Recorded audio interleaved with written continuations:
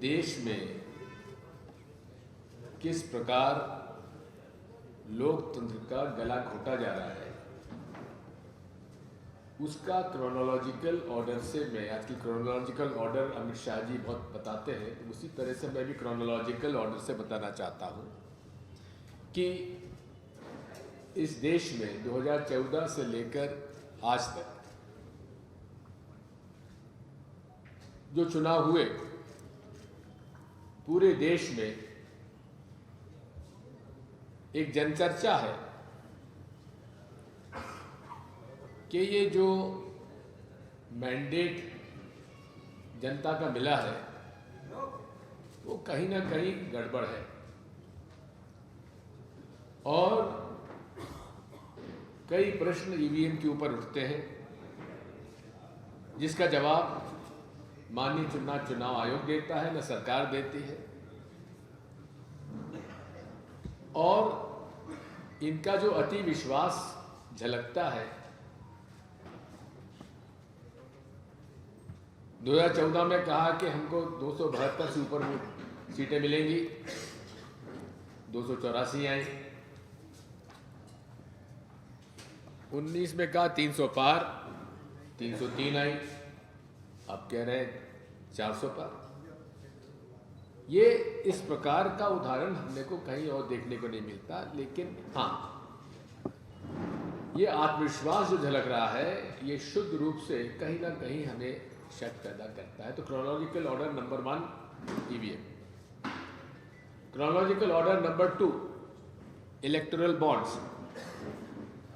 अब electoral bonds में भी जो आंकड़े सामने आ रहे हैं, मैं धन्यवाद दूंगा और बधाई दूंगा माननीय उच्चतम न्यायालय को, जिन्होंने इलेक्टोरल बॉन्ड्स के केस में बड़े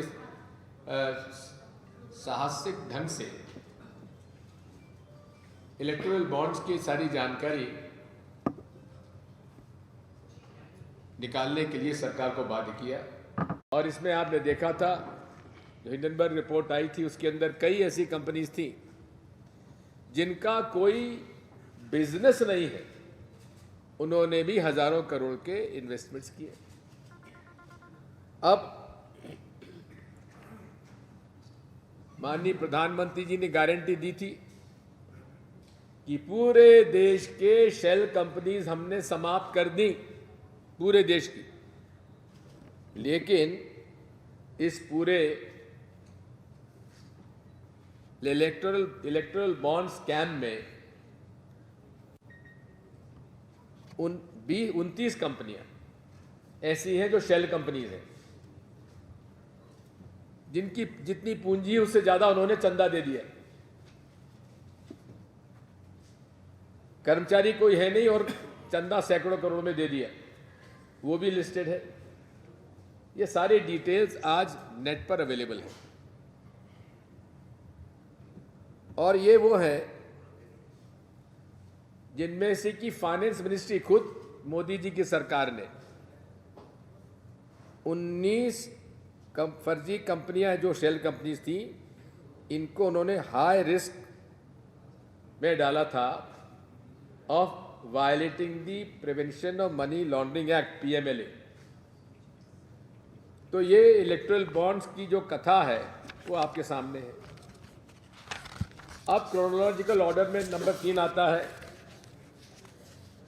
कि कांग्रेस पार्टी जो प्रिंसिपल ऑपोजिशन पार्टी है, उसको कैसे उसके अकाउंट सीज किए जाएं, फ्रीज किए जाएं, ताकि वो ना तो कैंपेन कर सके, ना कैंडिडेट्स को कुछ पैसा दे सके, ना पैम्फलेट छपा पाए और ना तनख्वाह बांट पाए।